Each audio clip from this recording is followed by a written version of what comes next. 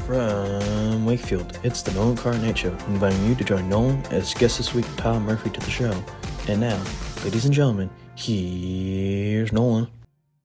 And welcome back, ladies and gentlemen, to yet another edition of the show. And I hope that you've enjoyed the previous episodes because let me tell you, folks, this one I have right now is another moment for me where I say, how the heck did this happen? This man has had an influence not just on music in the Midwest, in Ohio at Owl Recording Studios that he helped put together many years ago, but also out west in LA with a group that you may know being the Beach Boys and some of their hits, as well as a specific gold standard album being Pacific Ocean Blue, one of my favorites. He is the man himself, the legendary man, all the way out in LA, the Sun Place itself. Tom Murphy. Tom, how are you? I'm very good, Noah. Thank you for asking. Well, of course. How's I like to sort of start like this before we get on to the entertaining stuff. Besides, obviously I mentioned Owl Recording Studios, which you had a part in, and Hmm. other stuff you've done as well. You have been able to see the music, not just life from the music perspective, but from maybe the business side as well. And as you well know, music was really affected by the last few years of craziness. So to sort of see music being enjoyed how it used to be, what's that been like for you? I retired from the music business in 2008. I sold Track Record Recording Studio here in North Hollywood, and I started doing full-time audio video work for a meditation religion called Self-Realization Fellowship. And that has been the end game about all this stuff, which is interesting. So in other words, my final career here has been spent doing spoken word mostly and, very positive stuff. Sure. And so that'll take this back to the beginning of my story. So the beginning of the story was I was in high school during the 60s, of course, and message music was very powerful, very popular and financially profitable. Peter, Paul and Mary, the Young Bloods, all these wonderful songs, prior to and during the Vietnam War era. And so that really captivated me. And I was on the course to become an electrical engineer in college. And so I headed off to college with those two sort of kind of thoughts in my head, music and engineering. And as I spent time in college, I realized that most electrical engineers go into the defense industry. And here I was not wanting to go to Vietnam. And initially it was just, growing up in Ohio, it was a fairly, idea that you would go to the service, that you would serve your country in the Army or Navy or something like that. And it was all sort of what I was programmed to do. But I was the youngest in my family, so I had older brothers and sisters. And as their friends came back from Vietnam and I started hearing what the real reality of being in Vietnam was like, Yeah. I wasn't even so much frightened of it as I was appalled by it and didn't want to be a part of it. Sure. And so in college, as I was starting to work towards this, engineering degree, most likely going into the defense industry, which I would have been very good at, by the way, I had had the aptitude for it. I realized I didn't want to make bombs. I didn't want to be involved in that kind of industry. So I started falling back on my extra thoughts about, message music, how wonderful that was and how that was going to change the world. At least we thought so. Sure. Crosby, Stills, Nash, we can change the world, rearrange the world.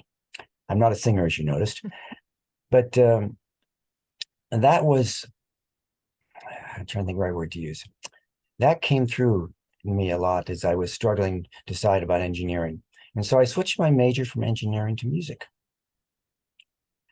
And, but before I did that, I had petitioned the engineering department at Ohio State to allow me to do recording over at the university's station. They had a big TV and radio facility at OSU, Ohio State University.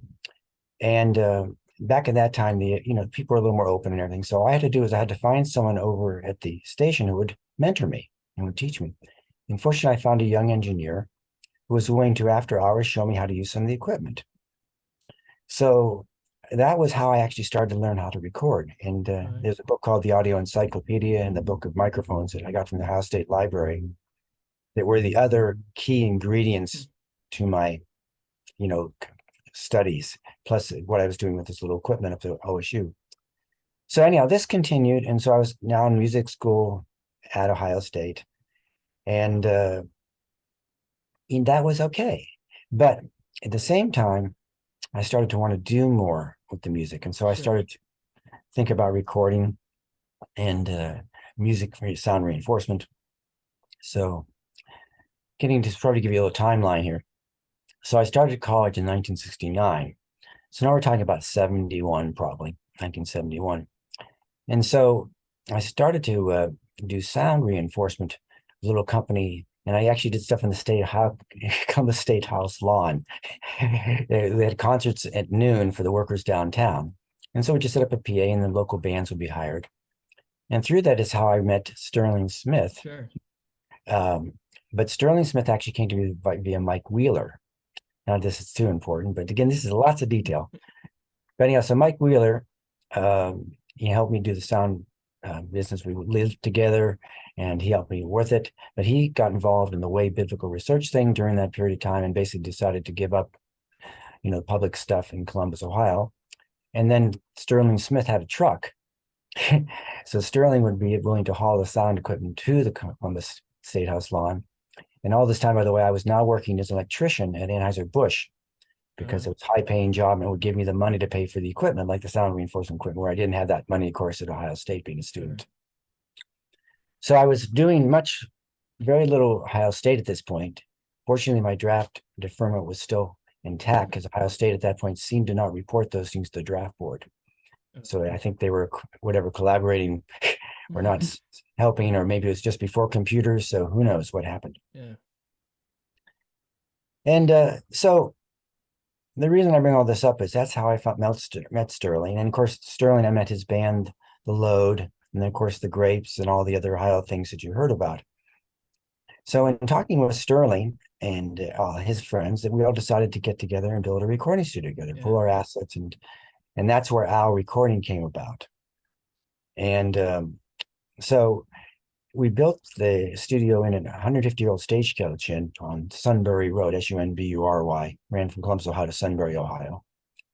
By the way, my daughter is named Sunbury, Sunberry, after Sunbury Road in the illustrious town. But in any case, so that was for the beginnings. Again, meeting Sterling. Sterling turned out to be a great guy, a life friend of myself. I can go and visit him tomorrow afternoon. I wanted to talk about that time because obviously that's a big step in someone's life to want to start a recording studio as young as you were with your friends and sort of meeting these people and saying, hey, you want to do this, and then going full forward, and then you are collecting clientele and getting experience. Then obviously you move out west to LA. I'm curious though. I mean, when did you realize though that maybe playing wasn't in your future and maybe the more behind the glass case and the behind the board was more of your forte? Sure, that's a very good question. So back to high school days. So in high school, everyone was playing, no, I shouldn't say everyone, but a lot of us were attracted to playing music because of that time. So I took up the guitar. Well, I wasn't really that motivated to play the guitar. So my friend and I put together a band called the Pains of Hell. We were in a Catholic high school, so the Pains, P-A-N-Z, of Hell. And so anyhow, I ended up playing bass in the band because I was the worst guitar player. So back then, bass was relatively easy, just one note at a time. Sure. And so I played on stage with the band a few times, and I wasn't comfortable. It wasn't really something. I wasn't even that motivated to practice my instrument, but I was always fixing my guitar amplifier. And experimenting with that. Even as a kid, I would do electronics experimentations. I always would make radios and repair radios and fix things for the relatives and friends and family of that nature, and just always had a knack for it. So I had a natural gift for the electronics, and not so in terms of the playing, nor the discipline, to want to do it. So anyhow, by the time I was in college, I had no desires to be a player at all. Occasionally, I would have played the idea of being a songwriter, but that was really, again, only played with it because by the time I was in that position of writing songs, for near the Beach Boys and stuff, I was just so busy with other things that had children, life. There was no time for anything again. But so anyway, I was never a frustrated musician. I think that's the important thing because so many people get into the business as musicians that decide that's the only way they can survive financially is to take on, a back role or technical. So I was actually someone very happy being a technician. Well, there you go. As long as you can have that, mindset, then that's, better off than saying, oh, I regretted not putting more time into the music aspect. Yeah, no, I was fortunate. I'm not one of these people going, oh, if I had only written my symphony or whatever, Yeah, it's never done. I mean, again, message music was attractive to me, the idea that it could change the world. So I was really always someone who wanted to change the world, to make it a better place for me to be in. sure, That was sort of an immature thing. It was all about me being safer. So we're sure, talking, yeah, as you can see later on in the end, end game is that back to meditation, yeah, trying to become happier and safer in the world for myself and therefore benefit the world. And that spoken word that I've been working on for the last 20 years has been useful for that. When Owl got started and Sterling's there and you're meeting his bands and that sort of stuff, and you're jumping at that avenue saying, okay, I'm starting this recording studio and I want to get some clientele and get some experience and hopefully move out west. How did you find yourself being able to do that and having the guts to reach out to people besides just Sterling's groups and say, hey, come record with us, and you'll be able to have a first class chance at stuff? Well, one of the advantages of being 22 years old, probably at this point, or 23 or something, is to think about it. So this would be 1971, 72. I'd have to check Sterling's book. He's better at figuring the dates out. But so I was born in 51. So again, like 22 years old. So, you just don't have those kind of fears, Sure. Peter. You just really, why not? It's sort of how you look at Yeah. everything. And this is 1971. So even though Vietnam was still going on, there was still in America at that time, which would be hard for you to see from the point of view of the present. But again, America won the Second World War. It was the only Yeah. country that was intact manufacturing. So there was tremendous abundance, tremendous mobility, and just everything was just open. Everybody could make money. Everyone could have a big house. Everyone could have what they wanted. It was really uh, a time of great opportunity. Sure. And women were just coming alive with the advent of the birth control pill, and all these sort of things. And again, the civil rights movement was successful, so that was also effective, helping with women's rights. So it was just a time when everything Sure. seemed like, if you ever heard Jesus Christ Superstar, the play Hair, there was all that age of Aquarius. So everyone was in that kind of mode that everything's going to get better. And so the point is, I had no doubt that the thing would succeed on some Sure. level. Um, Now, obviously, that was idealistic, and Sure. it didn't succeed to the level we had thought it would naturally come to.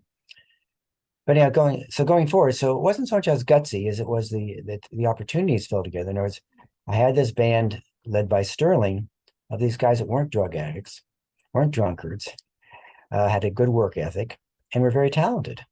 And they were well connected in the Columbus, Ohio music scene. So it wasn't. It was just logical that that connection and their involvement would just work. It wasn't. You know, Sure. so there were other studios in Columbus at that time, but they were all sort of more corporate, or they were involved in advertising. Or Sure. the other one that was doing more music was a very religious studio, with very religious underpinnings, and that was a lot of what was going on in recording in Columbus, Ohio. So anyhow, so we just put all together with the money we had, the resources we had, and getting this 150-year-old stagecoach in. So Danny Lawson knew some contracting, carpenter skills, and Eddie Makusa had a lot of energy and could do some stuff. And Mike Meyer, so they all were helping us build a place. And then, Mike Bowman, who I think was he a drummer too with the Grapes? But he was a plumber, so we sort of poured our skills together. And then I was Sure. sort of general with my electrician background and general handy stuff, was able to take this place and turn it into a small recording studio. We found Sure. an engineer, acoustician guy named Angelo Campanella, who designed the main studio for us and helped us work out those little bugs there. I think he did it for free. I mean, he just had fun helping us. Sure. And I like our lawyer was a guy named Joel Thomas, and he eventually went over to Wildlife Foundation in Washington, D.C. And again, just wonderful. It just helped us, just Sure. wanted Yeah. to get going. So Yeah. we had just all that sort of serendipity. And again, there wasn't anything like us exactly in Columbus, Ohio. So people were intrigued by the idea of Sure. company. And again, it was called Al Productions, was actually the name of our company. So Al Productions is really overarching company. The idea that we were going to create music and we were going to market it and we were going to develop local talent. So Al Recording Studio was sort of an out and sort of another arm of Al Productions, if that makes any sense. Sure. Yeah. And so going backwards with this, so everything just really happened, and we Sure. were young and we had boundless energy. I remember I used to work at the brewery all day, and then 7 days a week, by the way, at that point, because Anheuser-Busch is trying to put Miller out of business or Rolling Sure. Rock, somebody in Columbus. So it was compulsory overtime, but it was paying me a tremendous amount of money in those times. I made $600 a week or something. I think Wow. higher than that, which was a lot in 71. I remember going to the bank to talk about a loan. I said, "You're making that much money?" And to get to buy some equipment. Sure. But anyhow, but I would work, all day, and then I'd do the audio, to State House Lawn, and I'd be up all like 24 hours straight. I would sleep Oh, on the workbench during my breaks at Anheuser-Busch. wow. Just a little aside, they used to allow you to drink beer back then on the job. There you go. I don't think they allowed that anymore. Probably not. Yeah. So here I am working on beer and canning machines going like this and all this other stuff going on, super high voltage, and oh, let's go drink some more in Yeah. the shop because we had to. So fortunately, I didn't wasn't had a problem with alcohol, so I quickly stopped drinking it all because it was just the machines were going too fast. Sure, exactly. Sure, yeah. As you will know, and we're witness to later on in your career, you saw what happens when you have too much excess and Yes. on the job. When you that first record you put together, you completed and engineered and all that fun jazz with Sterling and the Load. I believe it was Mhm. now we'll say we tried. Yes. Back then, when you got when you got the group's first record out there, and then now you're saying, okay, now I know that I can do this. I can put this out together and really showcase that, hey, I'm a credible person. Was that a rewarding feeling, especially seeing as you just shared all the work that went into and all the effort that you were exerting into the stuff? See, what's difficult for people probably to understand, being that young, it was a process. It was a flow. There were no moments, like a birthday party, and there were never Yeah, that kind of thing because it was just go, go, go as much as we could go. And so, uh, um, now we say we tried was going on, but yes, also at that point, I think we are doing Homegrown in the studio with Terry Wilson, which again, Terry gave us the acts of WCOL. And again, we had a radio show every week, and so we were able to showcase local talent with that. And so that was going on every week. sure, And then and then we were, I was again working, until much, so I was busy and so there wasn't those moments, like really recognize. It's only in sure, hindsight you can look back and go, oh, there was a moment there. So sure, we'd in fact miss those moments, if that sure, makes sense, because we're so busy. sure, I mean, the things that like now we say we tried, as Sterling has never considered himself a vocalist. And, we were talking about, how we're going to get this record and get it to play. And it was so too long for typical radio play for that time. So we were all lost in the details sure, and saw that didn't see the forest. sure, But what was nice about it was that, again, that we did, that with Sterling and the band and everything we did accomplish that with Terry Wilson sure, helping to play it. It was great. But again, we didn't really see Now I Say We Tried as really being anything but like an experiment, sure, because again, we knew the vocals weren't great. We knew it really didn't express the Load or really epitomize Load per se, because Load was more of an instrumental band, and but at the same time, we felt for radio we had to have a song with vocals. sure. And again, we were trying to make it short enough, but I think it still was like 4 minutes long or something. It was way too long in those days Sure. for a single. What I saw online, obviously Mhm. the logo of Owl Recording Studios Mhm. is obviously an owl, because why would it be something Sure. else if it's called Owl? And the eyes are the tape reels. What Mhm. other what other animals, if it was other animals, did you have in terms of calling your recording studios, or was it just that because that was the only cool option they could think of? No, it was very purposeful.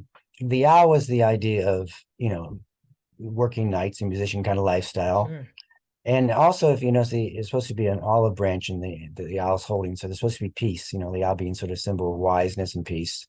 And of course, the tape reels and everything, we just did because we did audio video, mostly audio at that point. So that's where the owl came from. John Townley fortunately brought that owl idea into the rendering, into the visualization. So John's is a famous visual artist for years. I think you've heard of him by now. And he's another guy you might want to talk to in terms of, sure. he's very much involved in Pixar and all that stuff for years. Uh, And but anyhow, but so we were lucky to have his talent again. We had all these serendipitous things about town. So he was amazing. And he's the one who did our t-shirts and uh, our brochure and all that stuff. And we used to make more money on our T-shirts than anything else because people loved the Owl Recording T-shirts. We didn't know a bunch of merchandising back then. We were too stupid, but we probably should have kept the business just and have it merchandised, and we could have been quite wealthy, I think, from that. Yeah. But again, so the interesting thing was, the load would record when the studio wasn't busy. So they were fortunate enough to have a lot of recording time, which they spent practicing doing things. Unfortunately, maybe in hindsight, they refined things too much and should have just kept moving on to more and more songs and, Sure. more commercial stuff in terms of their popularity. But again, since they had the opportunity, and Sterling, loved to play, and Tommy loved to play, and Dave loved to play, they always worked on it. John Townley would play with Danny Lawson and their band and doing their things, and there's some cool stuff from that, but that was never released. So I had to dig out some of that and play it for at some point. Yeah, one day it'll be released. Yeah. I want to ask you this. Eventually, near the end of the 70s, you move out to LA, where now you're in a large ocean instead of a small pond, maybe being Ohio. Yeah. When you moved out there, were you already thinking of the possibilities of what you could achieve out in LA, or was that later on as you dip your toe into the water? Well, the LA story was the second step, or third step, depending on how you look at these things. So anyhow, what happened at Al in Columbus was that we financially couldn't really get enough going in terms of studio work to really make the studio pay the bills, so to speak.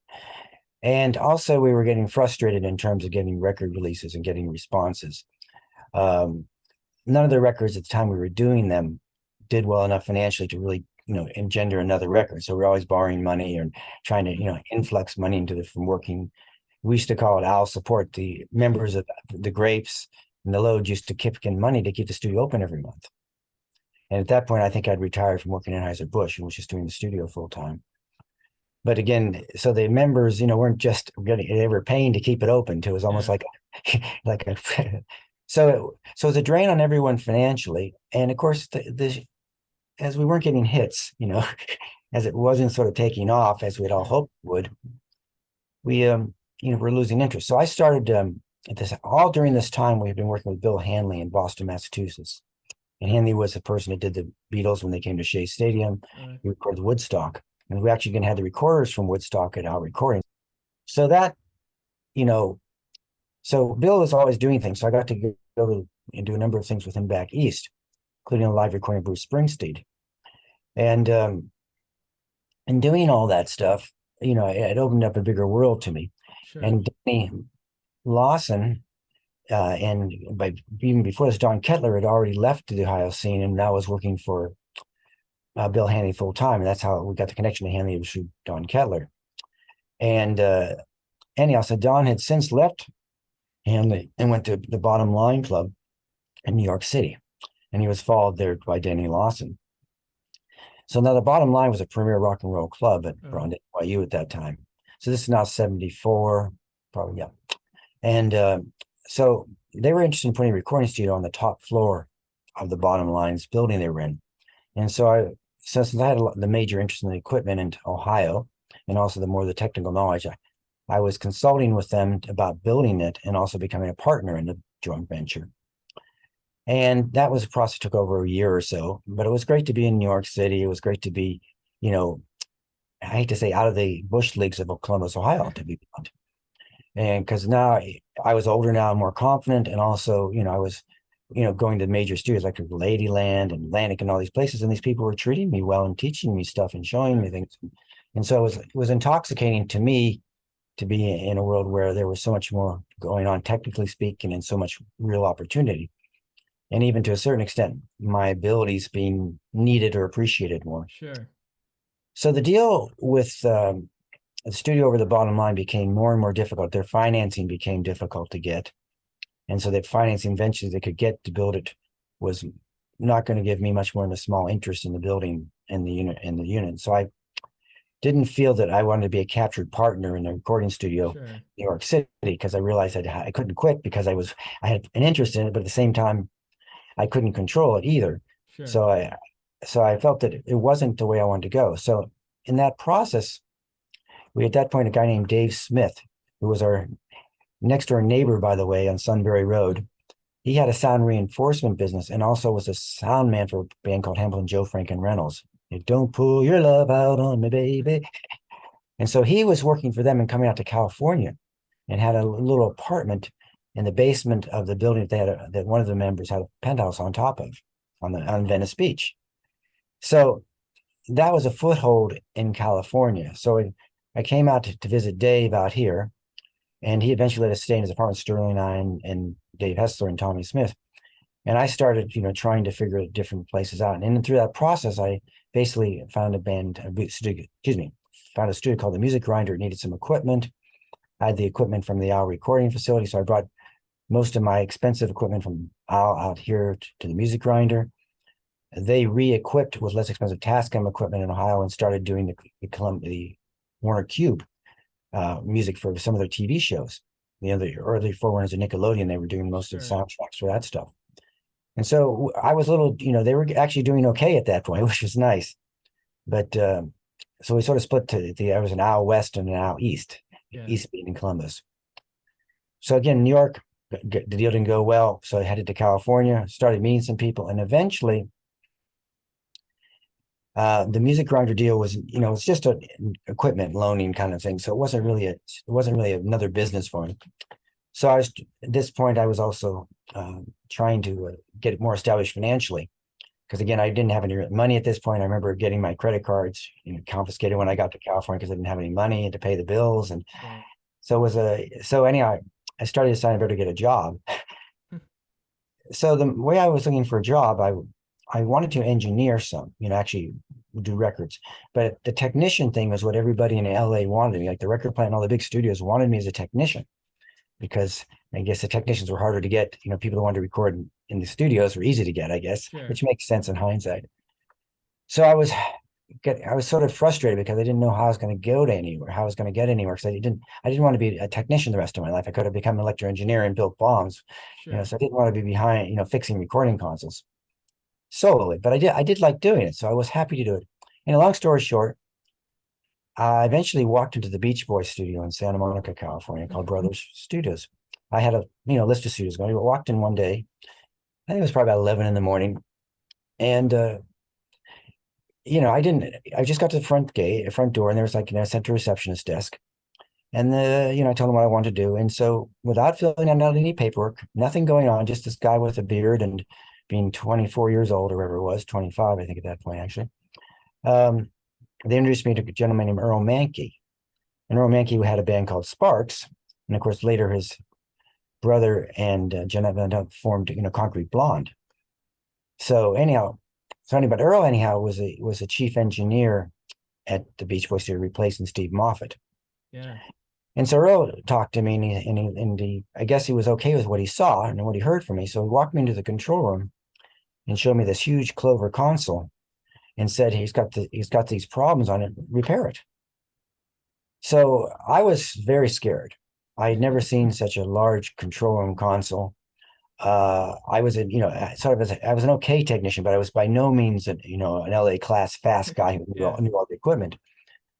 So I worked on this thing for 5 hours, I think, or something like that. And my underarm deodorant failed in the process. I was so scared and so trying to get these things going. Well, I got a few things working on the console. Earl came in, like 4 or 5 hours later, and he said, "Oh, good, I'm happy. That's good." He was happy. And I could immediately tell he was happy. So they hired me on the spot. No resume, no application, nothing.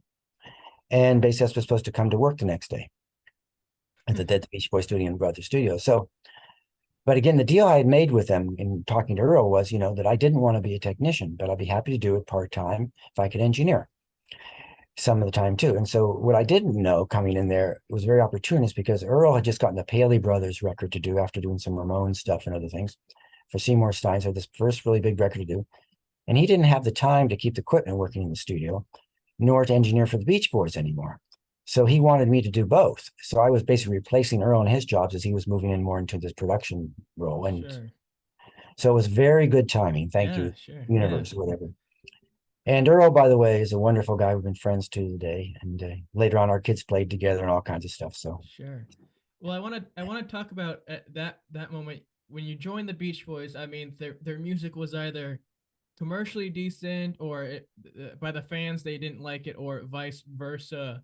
At that point, were you a fan of their music when you joined Brother Studios, or was that just another, just a distant band that you couldn't connect to? Well, just for weird things, serendipities. When I drove out to California, I had that's the days old cassette tapes and stuff, and I didn't have very many things to listen. So I had an Eagles cassette and I had a Beach Boy cassette. Their hits. Yeah, So it was interesting, I was there. I was actually, when I got the job, I was thinking, that's funny. I was whatever. I had programmed this Beach Boy stuff. So yeah, so the Beach Boys are okay with me, but again, they were not my, sure, I was a huge fan of Simon and Garfunkel, again, more than in the message songs beyond them. sure. But I didn't particularly even like the Beatles at first, and definitely didn't. Rolling Stones are too hard for me, just to be honest with you, my era. Yeah, So I had a certain I liked for the Beatles after Rubber Soul, and so that was my taste. So the Beach Boys were definitely passé by the time I was in high school and sure. stuff. The groups that they had, I mean, not the groups that they had, but the people who were engineers for them, working behind the soundboard for them. Obviously, Chuck Britz is somebody that is historically connected to them. Steve Desper, yourself, John Hanlon, a long list of people who did quite a bit of projects with them. When Mhm. you were not when you as you say with Earl, you said, okay, I want to, I can do part-time technician work, but also want to engineer some stuff as well. When you were doing your first engineering stuff with the Beach Boys, were you at all nervous knowing the history of albums that were engineered with that group, or were you just ready to do your own take on and own engineering style on their music? Well, the truth of the matter is I'll tell you about my first session with them, and that'll tell the whole story. So anyhow, so the next day I went to the studio and was doing some things, and Carl Wilson came in about midday and he said, "I'm Carl Wilson." I said, "I know. I've seen your pictures." Because it was one of those sort of surreal moments of, not knowing how to behave and everything. Sure. Fortunately, Carl was pleasant and we talked for a bit. So anyhow, that night the Beach Boys came in, Carl and Dennis, and some players, some musicians, and we were working on something. I don't remember what, but this is my second day at their studio, not really being familiar with their equipment. They were doing the things that the Beach Boys are partying. They were a little crazy. They were in their own ways. Sure. So I was trying to, make all this stuff work and so to keep everything going. And I was doing a poor job, but I was too slow at everything. I didn't, I was able to get through it, but it was very slow and painful for everybody, including me. And I was well aware that I was not reaching their expectations. So I was not feeling great about it all. So the next day, and this is my third day, Dennis comes in and he says, "Murphy, you really FUCK'd up last night." And I started defending myself, because, I'm 26 years old or 25, whatever it was at that point. And I just immediate reaction was to defend myself. And Dennis said, "Shut up, Murphy, I'm trying to help you." Or, "Shut up, Murph, I'm trying to help you." I think it was Murph. And then I realized, he had a good, he was trying to help me. And again, this is, I didn't know Dennis well at that point, but he had a big heart and he was trying to help me. Yeah. And so he said, just, to do better next time, and so we did some recording that night and I did much better because again, I had more familiar with the equipment and I knew it was more comfortable with them. So I got confident as it went, if that makes sense. Yeah. But at first it was really rocky. I thought it was all over. That's why I immediately was defending myself. Dennis, I thought I was going to get fired on my third day. And so it went well from there on because um, I think the best way to put it is that I the guys were on a personal level were very nice to me, Carl and Dennis, and at that point, by the way, Mike Love and Al Jardine were at the MIU studio Yeah. at Parsons, and they had sort of split so I was Sure. basically Yeah. working for Brian, Carl, and Dennis, the Wilsons in Santa Monica, and the rest of the people were working for the other group out in Parsons. Yeah. So it wasn't, so I felt, so the Wilsons were close to me. They were nice. The two secretaries, they were nice, Um, so it was a very, very close, warm situation. Sure. And that, then I was doing records for them, and then I did some stuff for Phil Coulter, who had the Bay City Rollers, and he came in, and I did work for Van Morrison, which was fun. One of my idols. Van, by the way, tried to pick up my wife at that point. She didn't realize, of course, or maybe did realize, who knows. But that's one of the cute little side stories of all this stuff. when But you When Go you ahead. when you with the Beach Boys, as you mentioned that time, MIU stuff, MIU LA Light album, another album from that Mhm. brief time on top of Dennis's solo stuff, Pacific Ocean Blue, which I'll ask you about. Obviously, two albums that are very albums who fans overall don't necessarily maybe rank in terms of the same level as Pet Sounds and things of that Mhm. nature. Although there are songs on those albums that are very, well done. Songs are pretty good. Obviously Dennis's solo stuff on there, Love Surrounds Me, and Angel Come Home, Good Time, and probably one of my favorite Beach Boy songs ever. When you're working on that stuff, I mean, obviously the end goal, what people think of it afterwards, is one thing, but going through that process with the group and then trying to keep yourself level headed on not making sure you're saying, oh, this stuff is terrible, I don't like this stuff. Did you find yourself, straddling on that line of making sure you're staying in the middle of everything and not getting involved on one side or the other during those times for them? Well, it's hard to stay out of the politics of these things. But again, fortunately, being a technician at nature, by the way, very much, whether you're making a hit or making a dub, you do it to the best of your ability. Sure. And it's a little, I'm trying to think where to say. My goal was always to serve them, meaning what did Carl want? What did Dennis want? What did Sure. Brian want? So I didn't consider, again, this is my nature. I'm different than a lot of people because a lot of engineers had, have producers or have musicians, and they had very big agendas and all that stuff. I did not. I was really there to serve the artist's needs, which actually got me and eventually fired from the Beach Boys. And we can talk about that story as we Yeah. get to it. But that was my end with the Beach Boys, was because I didn't produce enough product for them. But then we'll talk Sure. about that later. But so yeah, no, it wasn't. I wasn't torn like that. See, I mean, these are. It's. I know I've seen. I know a lot of people. I know a lot of people were torn by these things, and but I wasn't. I was just basically getting paid to work with them, and I like playing with the equipment. Sure. I was enamored with being in California, from coming from Ohio and then even New York, here's sunshine, I'm out in the Pacific Ocean on Dennis's 60-foot sailboat, lying in the sails, Yeah. with, other famous people. And I'm going, this ain't bad, Yeah. and so it was, I'm living on Venice Beach, I got my dog, I got my wife, and eventually my first child, so it was it wasn't, there was nothing to complain about Sure. on that end. Yeah. Now, as Sure. time went on, then there were things that came up, Sure. but at this point I was just enamored by the whole process, Sure. and they Early were in the enamored with Yeah. me too. So, because I Sure. was good for them because I was straight ahead, and you Sure. know, and Earl, by the way, Earl Mankey is also very straight. He's actually an electrical engineer from UCLA, and so Earl, and I both, in that tradition of, being reliable, consistent, not drinking, not drugging, and so, maybe whatever, if that helps to explain things a little more.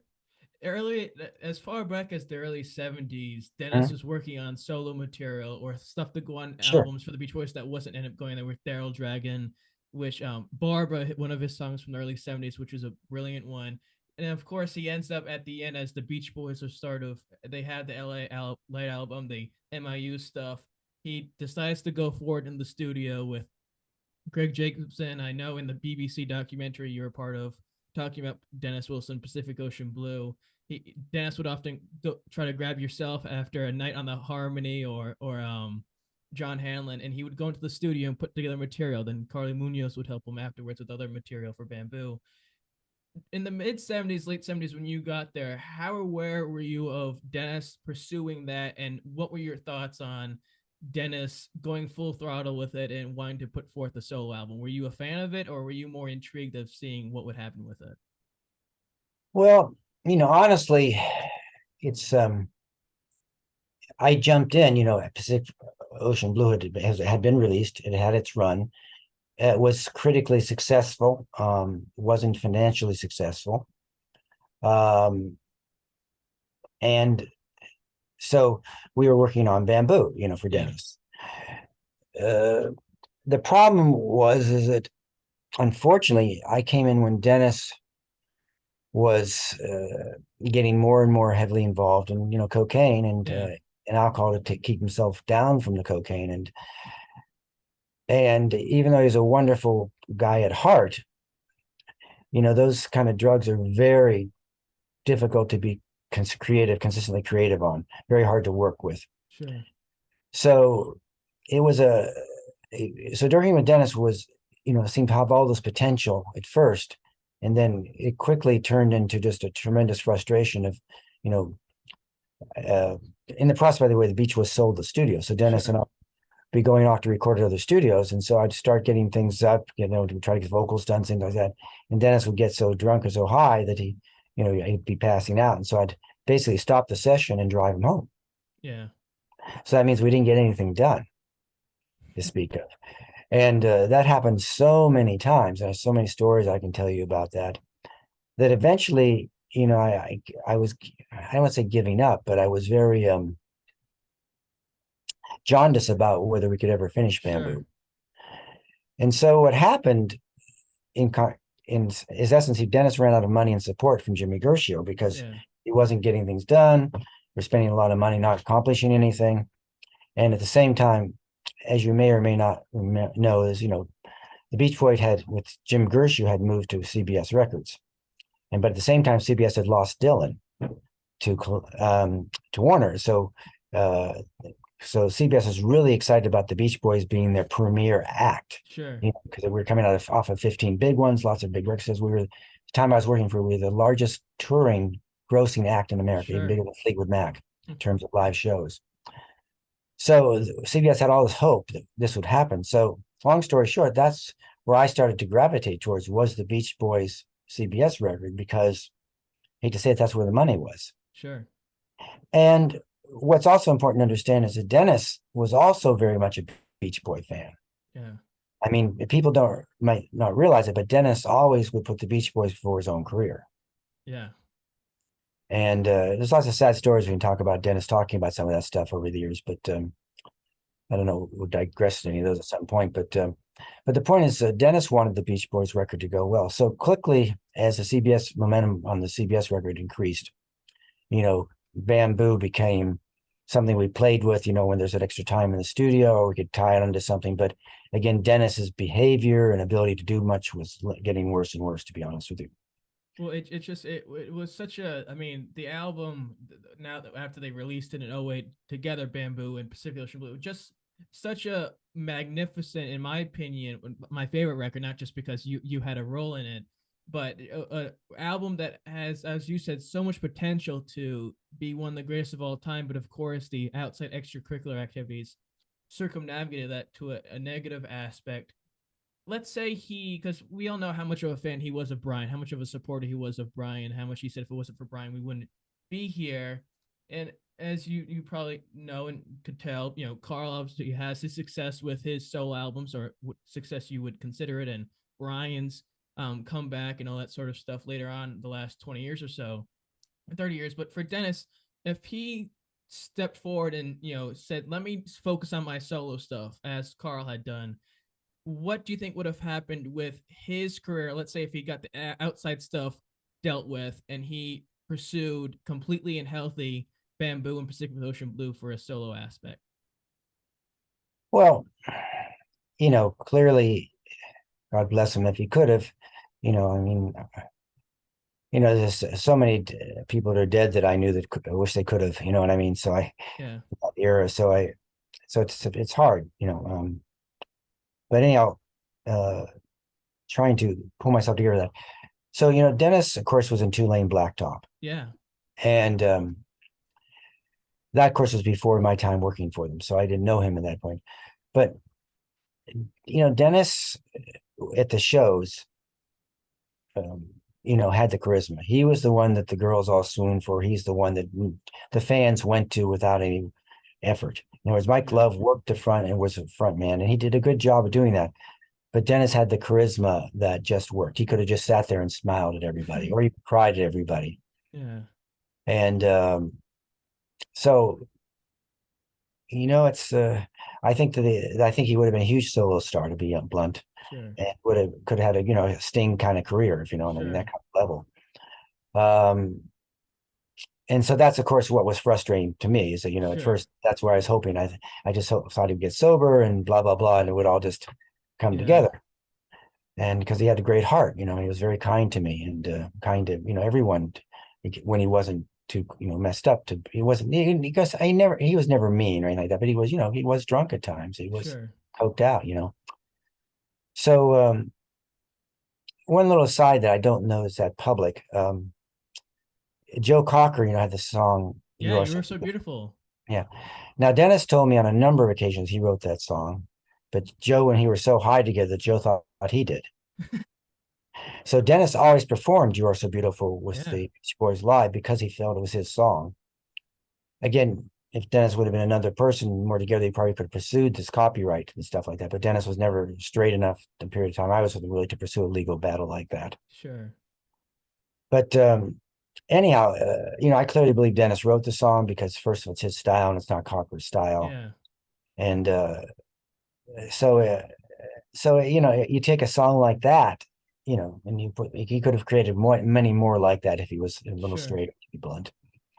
And so I just see the future was great, amazing for Dennis, and that sure, he is one of the big losses to drugs and of the 70s. sure, And so I can't say anything except that there was tremendous talent there.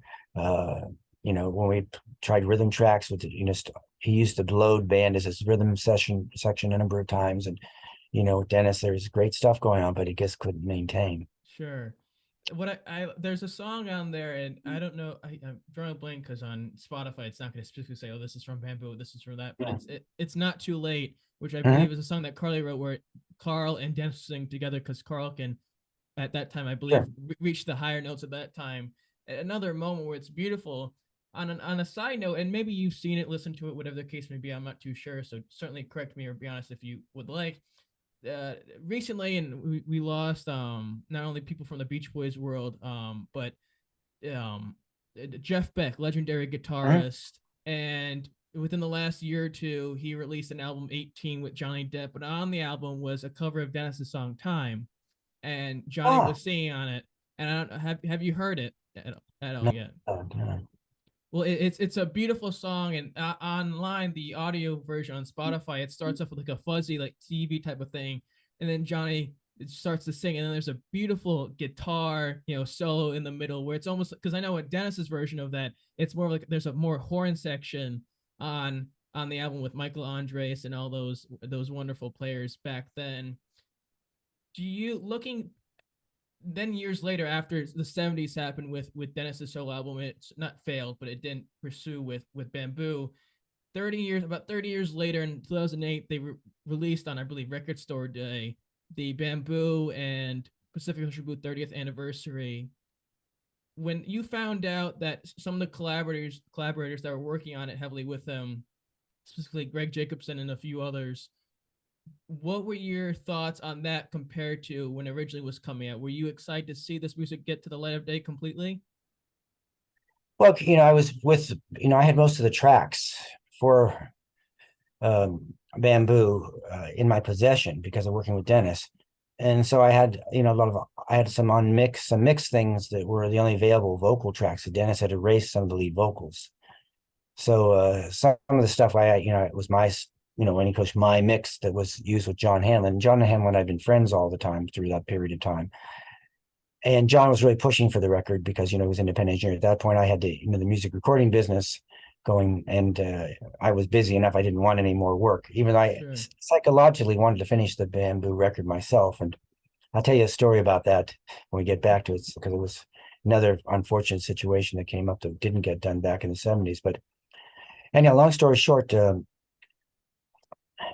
I was really happy that Jimmy Gershio got behind it and got through the legal malaise between all the relatives and wives and children of Dennis to get it, and the Beach Boys to get it, get something possible to happen. Sure. Because that was always the holdup. The record was always going to come out, and Jimmy was behind it from the beginning. But after Dennis passed away, the legalities were just overwhelming to Sure. anybody.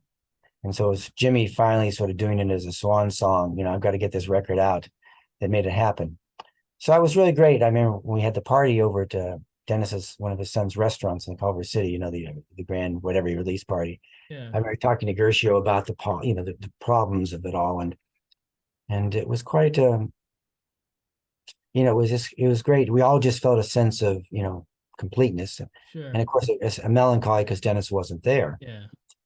And again, I was glad to see the tracks on their own because again, we're Criteria, trying to finish up LA Light, Criteria. And Dennis and I were down there with Steve Desper. And did Chuck Ritz come there or not? I can't remember. Chuck came. I think maybe just Steve. Maybe Chuck was there with us. I'm not sure. I think Chuck was with us. But anyhow, Steve Desper was definitely there.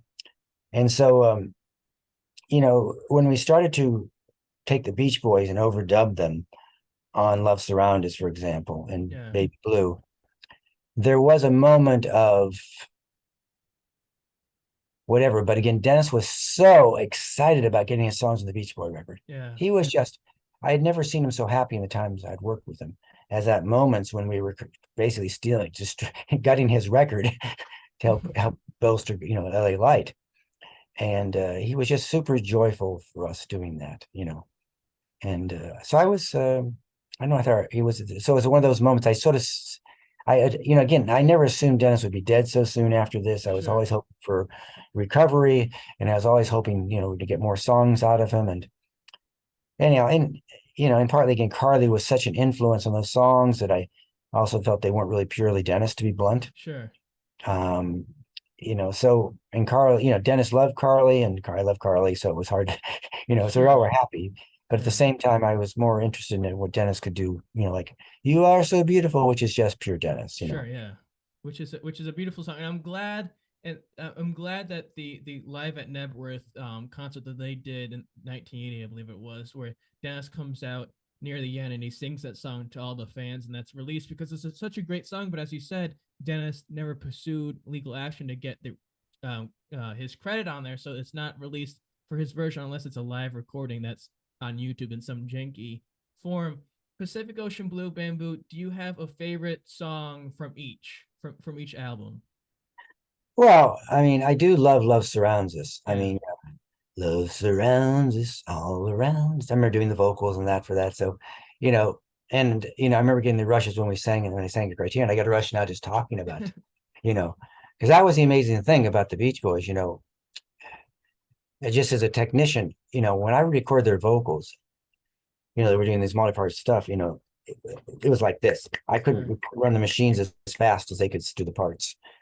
And so, they just were rushes all the time when they would sing. They just had the magical formula. I remember even with Fleetwood Mac on some of the Tusk for the Tusk record that I was part of, I remember they getting the same kind of magic, Now, it wasn't the same magic, but it was very, the spine tingling, So that was a thrill, anytime that happened.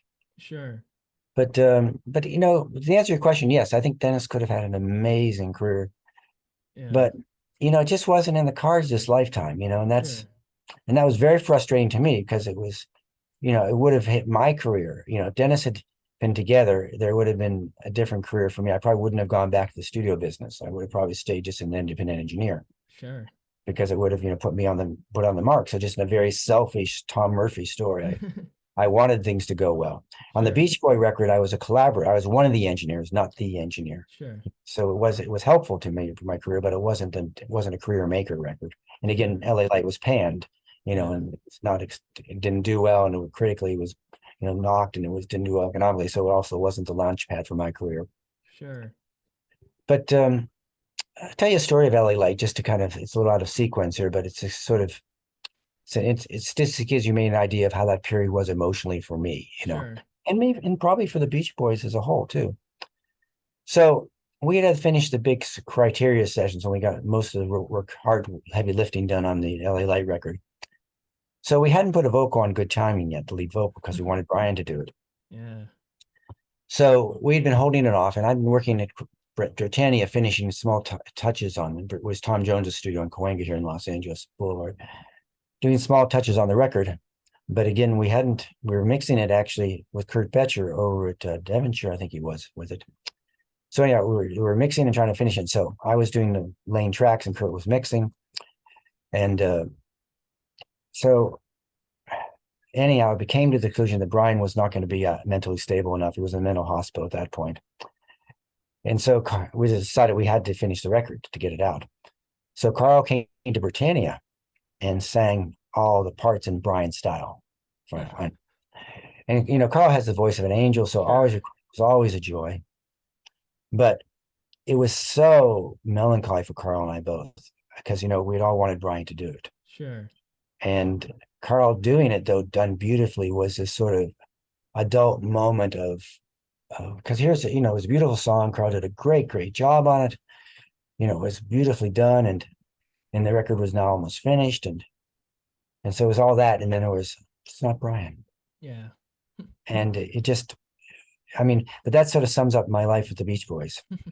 Yeah. It was always so close, but never, then Brian had his mental issues and Dennis had his abuse issues. And so, it was tough because in the end, it's just great expectations, reality Sure. sets in. Well, you always wonder, what could have been if the three brothers recorded together. Because as you said, Carl's voice was like God setting down on you, and a good time. And it's one of their, underappreciated, not top classic songs, but a song that beautiful vocals, and then seeing Brian and Carl perform it, together in concert occasionally, and you see what could have happened. But that's all for debate and discussion, hypothesizing. Working. Well, but I think it's important in the sense of it. Yeah. It's what it happened, and so let's switch to the next story in the LA Light record story. Sure, So yeah. we're almost done with it. Finish it off, with that vocal, and then Kurt mixes it. And so, maybe 2 weeks later, 3 weeks later, we're having the playback party at Britannia Studios. So I was there because I needed someone to play the tapes. And so we have Tony Martell there and Walter Yentikoff from CBS Records, because again, this is their big premiere record, that's going to make up for losing Dylan. So they're there, and so I play the whole album for them, and then what happens. This is just blow your mind, just to tell you how what wake up call for this kid from Ohio, because I'm maybe 26 years old at this point, still pretty naive, and maybe I was 27, but anyhow, maybe 20. Anyhow, mid-20s, and so Yentikoff and Tony start talking to the Beach Boys that are there for the playback party, and they're talking about the album packaging, and they're saying, well, if we package with the double album sleeve, it's going to be retail $8.99 or something like this, and that's going to drop sales by 25%. So if we do a single sleeve here, we can go at a 792 parts, right, or something like that, and that usually will keep the sales only 3 or 4% below what a single album would sell, with a single packaging, not a double album cover. And there was not a word about what they thought of the music. Oh wow. And I was just appalled, to be honest. I didn't say, Sure. I was just the engineer playing the tapes, but it was a really big wake-up call for me to the realities of business and the Sure. record business. And again, Yentikoff and Martell aren't record people like Clyde Davis, so Sure. I suppose I should have been, aware of who was there. The money people were there, so they're going to talk about how to sell the most records they can. Sure. What was they didn't care about what it sounded like. They probably didn't even know it. In some ways, a good thing they didn't say, oh, it's the best record I ever heard, because it wouldn't matter. Sure. They weren't, they were business people.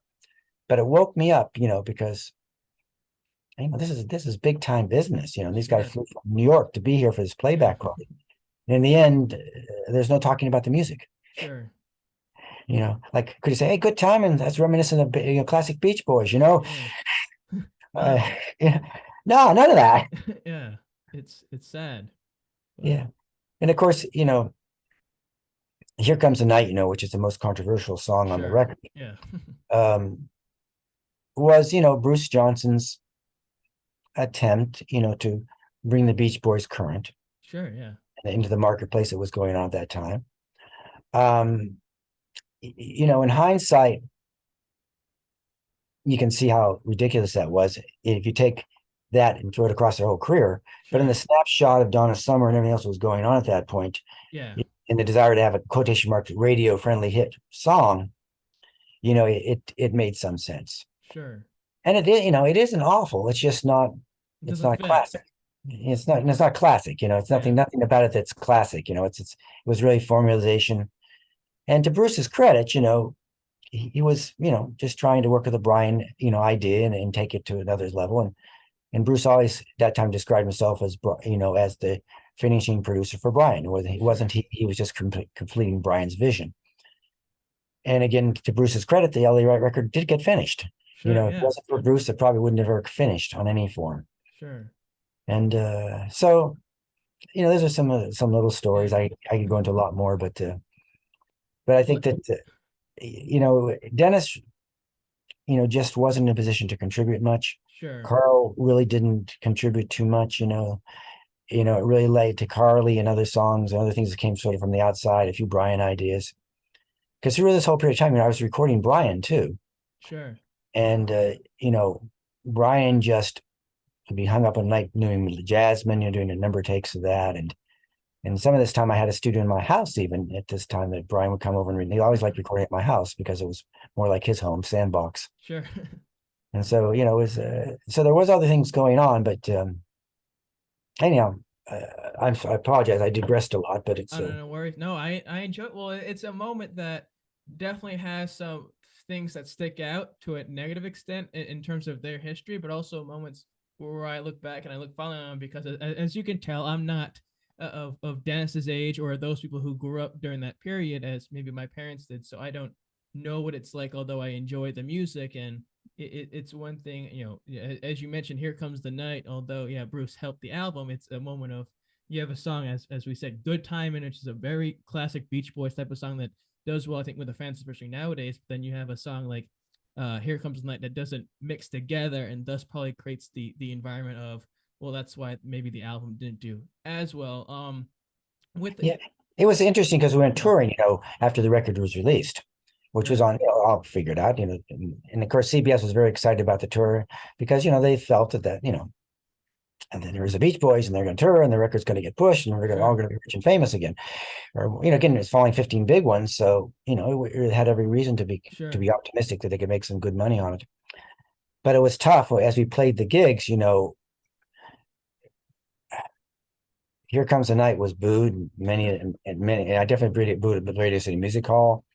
It was a low point of the show. They did it perfunctorily, and it was it just really sank the even live show at sure, that. And even with Good Vibrations, Here Comes the Night was just so like, yeah, and so it was interesting to see we even though we could play it live. I mean, it sounded like the record. They did a good job with it, but it didn't work at all in the Beach Boy sure. concert environment.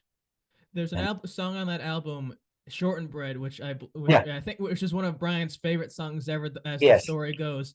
yes. At that point, what I mean, you were there obviously for, of course, for LA Light album. What was the pizzazz that Brian found within that song? It's a catchy tune, don't get me wrong, the beat's catchy, but for Brian, I mean, he's a crazy man in of itself, of course, but what was it that you remember of why that song was so much with him in terms of a favorite? Well, we did it in my home studio. It just got a catchy thing, a hooky thing, the hook and he liked. And like, and Yeah, then, in Night Blooming Jasmine, dun, dun, dun, dun, dun, it was the hook and, well, and so, unfortunately, I don't, the trouble is, what goes on in Brian's head, I mean, I was sitting we were United Western one time and Chuck Britz was engineering and I was just assisting him by the way, Chuck always liked me because I helped him with the new technology. And I said, you just show me how to use the key packs and you show me how to use these other things that he didn't know how to use. Now, and Chuck in return taught me everything he knew, which God bless him. It was a lot. And he sure, was such a great guy and a great mentor. So God bless Chuck. But anyhow, and of course he gave me great Beach Boy stories from that period of time. So that was sure, also what to hear him talk, from the yeah, engineer's point of view. And so switching to Chuck for a second, just because I think this is a fun story and I might forget it if I don't share it now. So Chuck tells me one of his favorite story to tell me was about this first recording session with the Beach Boys. Now, and that is in those days, he was doing the Grassroots and other really big stuff. And so he got a call from the studio manager at United Western. Was her name Jill Barnes? I think that was her name. Anyhow, Bill Putnam owned United Western, by the way, Uri, all the Limit 76, all those famous recording equipment was made by Bill Putnam's company.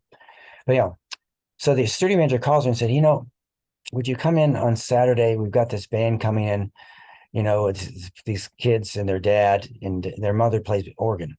Would you come in and do the recording for him? And he said, well, I'm kind of busy. And he said, well, a favor, I really need you to come in. I don't have anybody else to do it. And so that's the first story of Chuck Britz recording the Beach Boys. It was Audrey on organ Oh, wow. and Murray and everything like that. And then they liked him, and that's how I became their engineer. Sure. So he tells the story about, don't turn opportunities down. That was to me, the young kid who was coaching me, don't be too good to do something and you don't know where things are going to go, and show up. And even when it's, the mom and the boys playing with dad, it was the Beach Boys. Sure. Yeah. Would have And known that so, back then, though. yeah, so I just share that story just because that was Chuck's introduction, which I don't think is I've never seen it anywhere. That's how he got his first gig with the Beach Boys. Wow. But, going backwards, there's so much lost potential, and so much that didn't happen. And that was, of course, as my time with them was longer, started to color my attitude towards them and my desire to stay with them. Sure. Well, near the end, I mean, you're done with the Beach Boys, you move on, however you want to classify it. After you left them, whether it was on a negative note or a positive note. Well, it wasn't negative per se. I probably should share that a little bit with you just to talk about how things were. So anyhow, the LA Late album was not doing well in the marketplace. CBS was subsidizing the Beach Boys tour at that point, giving them more money. And in that point, we had Michael Andreas, the horns. We had a huge entourage going on for them. We had 2 sets of equipment, being checkerboarded across, and all the cost and everything. We carried a ship, a sloop, John B. cut in half, stage set. It took forever to set up. But it was beautiful. It was a lot of fun. So there's tremendous expenses in them traveling and doing the touring. And so as the record didn't do well, they started cutting back, laying people off. So eventually it came down to me. And we were in Indianapolis, as I recall. And so I remember the scene because we were walking across the Coliseum floor there. There's Carl Wilson on one side of me, Jerry Schilling on the other, and me in the middle. And Carl was more or less talking through Jerry, or vice versa. And basically they're saying, well, Tom, we have economics, we got to cut back, we just want to use the house mixer with the PA, so we can save the cost from you. And, would really appreciate it if you would not say anything to Dennis, because Dennis was on the tour with him. Yeah. And I don't think Brian was with us then. I don't think he was there. And I said, no, it's okay. I understand. Because I was disenchanted at that point too. Sure. And so I left him. But the great thing was that on the way back to LA, I was flying with Jerry Schilling, who again was Elvis is taking care of business in a flash. Yeah. So I got to answer him questions like, why'd you let Elvis kill himself and other things. So it was great to be with Jerry on that level. Yeah. And unfortunately, Jerry and I got to talk and got to be friends. And so it was interesting getting fast forward again 30 years later. I ran into Jerry Schilling at the dedication of the Beach Boys Memorial in Hawthorne. And so Jerry was there. Now, this is the point I've joined Self-Realization Fellowship, which Elvis Presley was a member of. You might or may not know about his spiritual stuff. And so I wasn't into any of that stuff when I was working for the Beach Boys. So I asked Jerry, I said, Jerry, well, what did Elvis think about Self-Realization Fellowship? And he said, those people are really nice to him. So it was just that kind of, humanness that comes across, Sure. But going backwards, so I left, on that era. So it wasn't a low note. In other words, I was still archiving for them, working on their tapes. I was helping them with the tape library at their headquarters. I was still doing live work for the Beach Boys on TV shows and stuff like that. So there wasn't any bad feelings. Sure. And even Dennis, let it slide because he didn't want to blow up the tour either, So Sure. once I was there, that was what they'd all hoped for. Once the object was gone, then it wouldn't be a big blow up.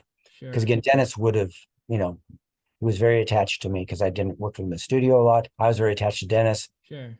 So the reason this goes forward is so as I was finishing that era with him, I wanted to finish Dennis's record. I wanted to get Bamboo done. It was a very big idea in my mind. And so I eventually started a demo studio in Hollywood called Track Record and on Melrose. And as that studio was doing better, I was finally in a financial position to offer Dennis free recording time to finish record. That's why I had his tapes, because we had him at Track Record. And Sure. he had been there a little bit with Christine McVie and other things. And I used to record my house, Christine and he. And so I had all that stuff with me. So long story short, I was going to go approach Dennis that, hey, I have some time now. I can afford to do this with you. And that's when he drowned. Yeah. And it was really sad because, you may or not be aware the boat he was on was his next door neighbor's boat to where his boat used to be. Yeah. His boat was, repossessed by the IRS for back taxes. And the bill he was on the boat with, it was Bill Clinton. What was his name? The guy who worked for McCullough Chainsaw, the engineer who owned the boat. And that was who was on there with Bill. But also on the boat was Dennis's drug dealer in that picture that the LA Times had, Yeah. which other people wouldn't know. Yeah. And so it was so I felt very frustrated by that, to be honest with you, because finally I can do this, and Dennis dies. Yeah, it's a tough situation. After that, the Beach Boys, and how much of that helped you in terms of getting other works? I know you mentioned you worked with Van Morrison. I believe I read online that you worked with Al Green in the early '90s on something. How much of your work with the Beach Boys helped later on in terms of before you went to the different stuff? Well, actually, I did. The man Van Morrison was at the Beach Boys studios while I was working for the Beach Boys and Van, and I picked up the Phil Coulter through that thing.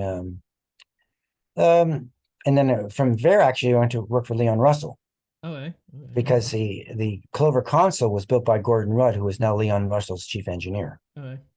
His designer. And that's a whole nother story about the Lynn drum machine and all this sort of stuff. Roger Lynn was my assistant to Leon Russell. And I went in a small stories of things you maybe shouldn't have done.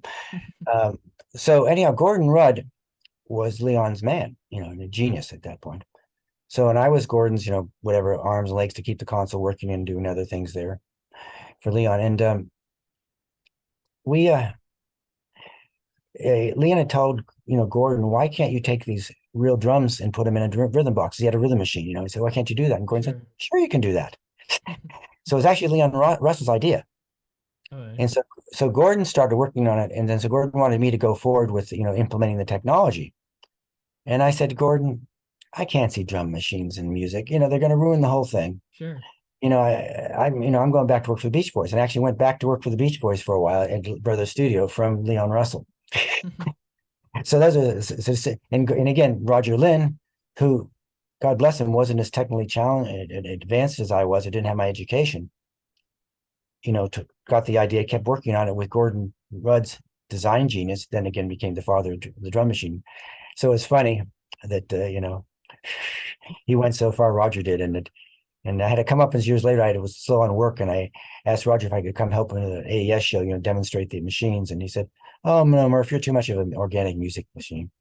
So it's funny to be turned down, and having blown that opportunity with the drum machine. So it was like, Sure. Years later, I was kind of going, oh, I wish I'd done it, but again, my life went in a way that was good. It just didn't have the financial success that the drum machine would have given me.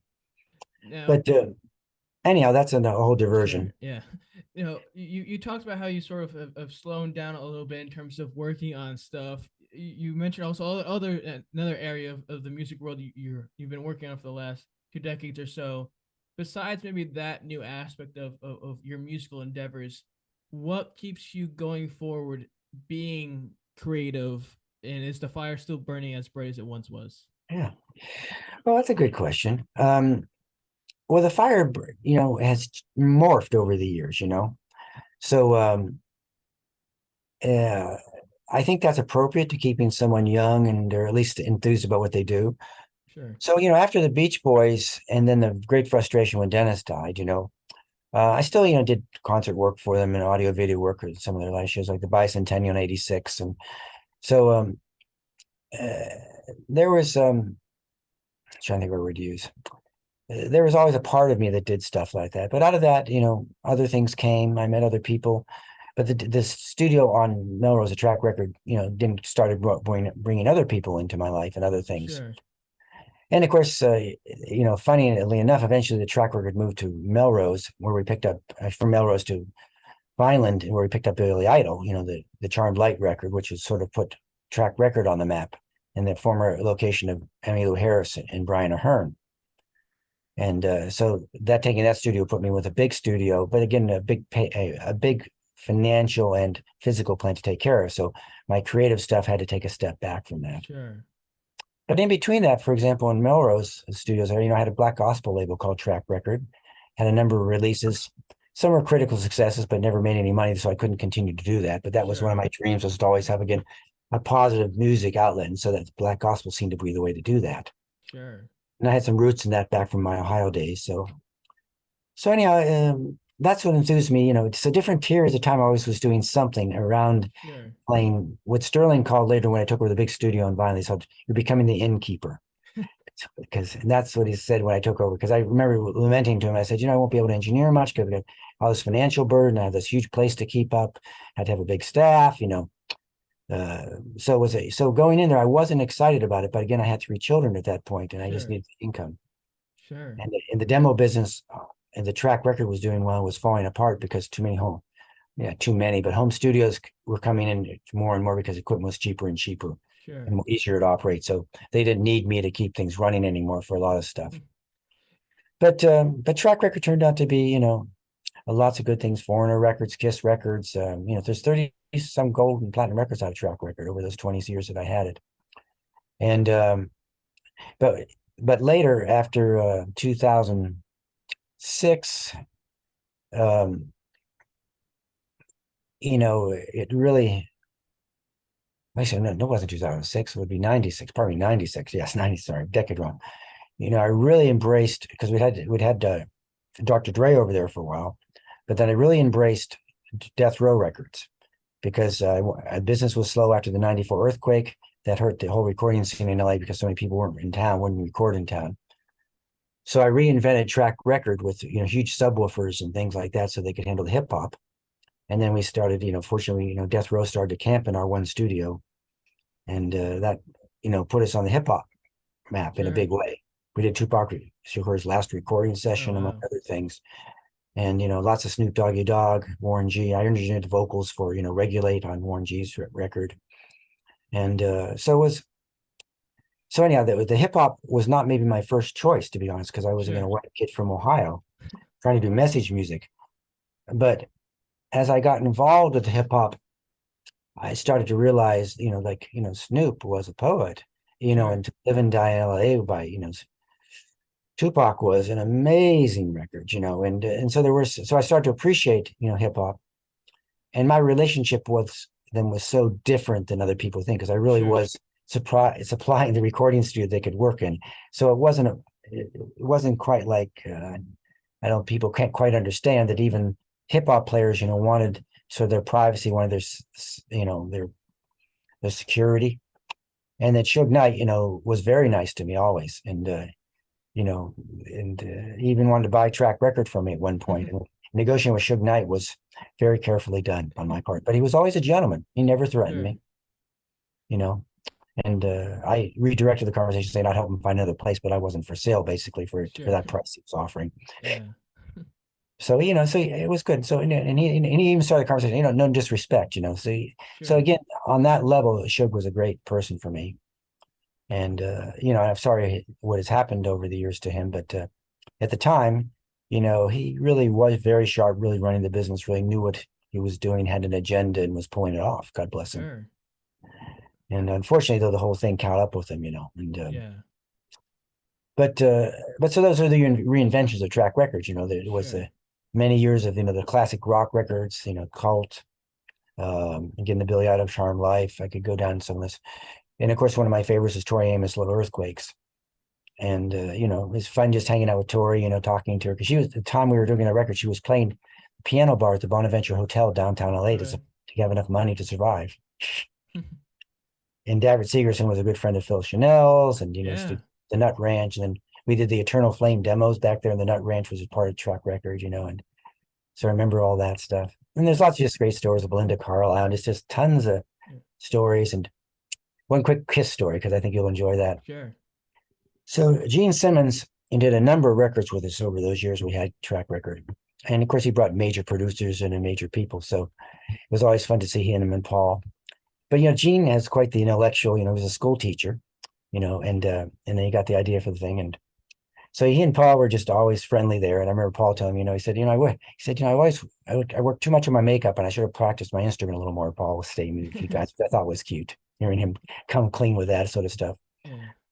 But so anyhow, we were doing a movie soundtrack because again, we had two big studios there. And so we had the Paulus Boys Choir coming in, so we had like 40 boys, young boys coming in a school bus to sing. So we had to stage him somewhere outside the studio. So at that point, Gene had taken over the pool table room as his writing room for this. I think it was on I don't remember what record he was on now. So anyhow, Gene's up there, writing away. And so he said, "Hey, Gene, we got to stage all these boys for the Paul's Boys Choir. And, can you move out for a little while?" We moved them in because they had the other studio they were working in, but he just wanted to be away. And so he goes, "You're asking the Prince of Darkness to move out for the Paul's Boys Choir." He was just playing. He was playing at us, but, it was just so cute too. He was playing that satanic, kiss roll. I loved it. I can't quite do him too well, but he was just, he sort of like this little tongue action. Yeah. And so those are just cute little moments you can't. Another moment was in the parking lot. We had a picnic table and the weather's nice in California. So Steve Perry had come by to wait for an engineer to come in, Nikki Bolas, to come out. He was doing a session with somebody there. And so Steve Perry and I were sitting there, and my son had a little career going at that point. So I was talking to him about my son's stuff and playing him my son's music, which he liked, by the way. But he said, "No, you can't quote me on it. I can't use my name." Like, "Oh, Steve." Yeah. But he was working on stuff at the picnic table. And I said, "What are you doing?" He said, "Well, I'm taking care of my children's legacy." And I didn't think Steve had children. So I was kind of a little curious. So I said, "Well, what do you mean?" He said, he said, "I'm working on this musical for my songs." And so he said that, but they were his children. That's that cool word. His songs were his children. And so he was working on Rock of Ages. So we talked a little more about that. And so I thought that was cute that his songs were his children, just that, the humanness in this, which, this is a real person, has real feelings and attachments to his work.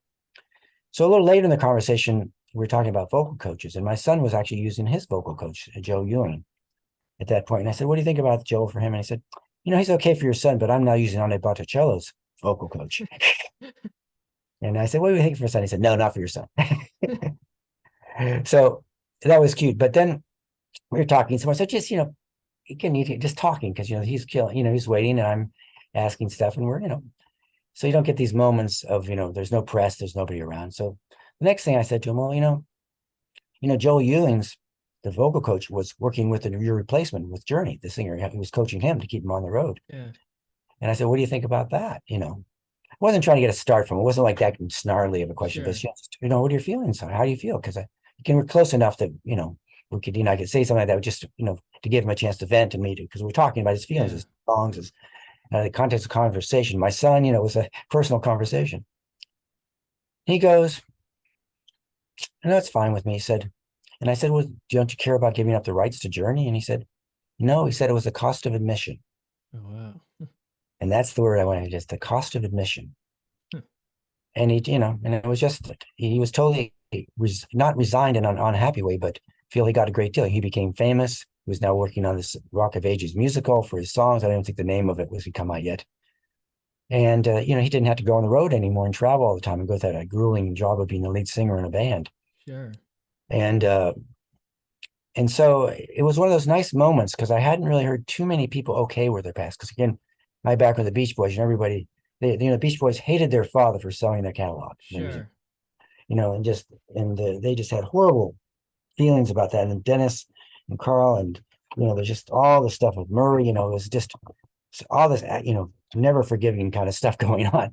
And of course, Dennis's relationship with Mike Love and blah blah blah.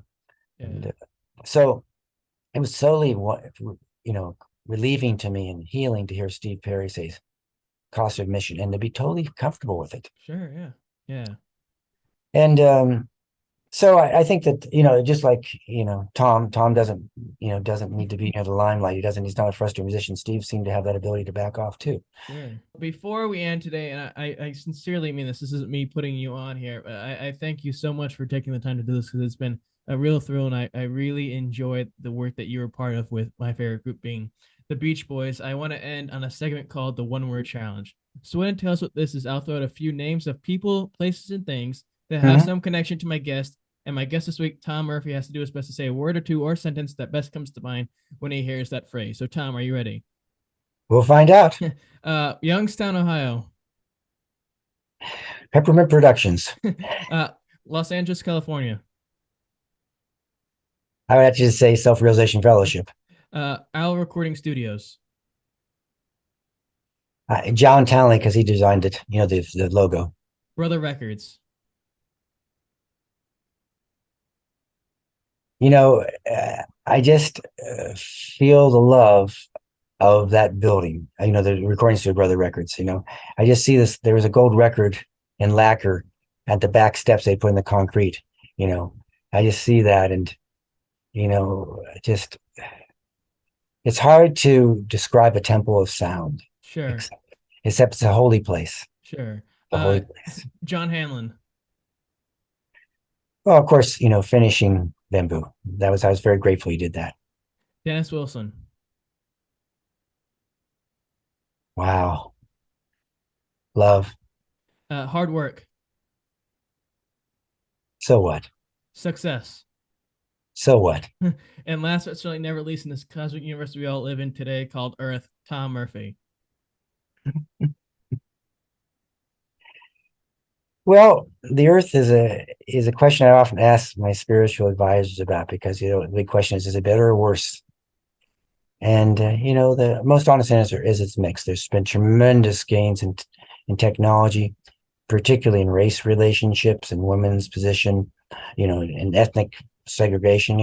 I grew up in a waspy America, that even the Catholics, which I was raised, had difficulties. So it's great to see so much of that changing. So I would say I'm really excited. Of course, I grew up in the time of the Vietnam War, so Sure. the war in Ukraine is scary, but it isn't as personal as Vietnam was. Sure. So it's not it's a lot of things, but the short of it is I'm grateful to have had the run I've had, and I think anybody who gets to live is lucky, and that there is no better time than the time you're here. In other words, Sure. everything is perfect. What happens is our minds, just say, oh, it would be so much better if Dennis had done this, or it'd be so much better if Carl, so much better if Brian was here, Yeah. And it'd be better if I had done the Darn Machine, and there was another couple of things I did that I definitely took the wrong course, of course, in hindsight. But it's been perfect. Life has gotten me where I want to get to. I think it does that for everybody if you let it. Sure. So I'm really just grateful. Well, again, this was a blast. I appreciate your stories and your insightfulness. This was a great treat, and I hope all those out there enjoyed it, because who the heck wouldn't down the road when this man puts together his spoken word, his next spoken word gold album, whatever it may be. You're gonna say, Mother of Mary, I should have tuned in then. So subscribe, comment, share, all that fun jazz. Follow on Twitter, Nolan Cartnight, Instagram, the Nolan Cartnight Show, to enjoy more news and updates regarding future episodes. And in the words of Johnny Carson, the dean of talk shows, certainly of this magnitude, I bid you all a heartfelt good night. Take care. We'll chat soon.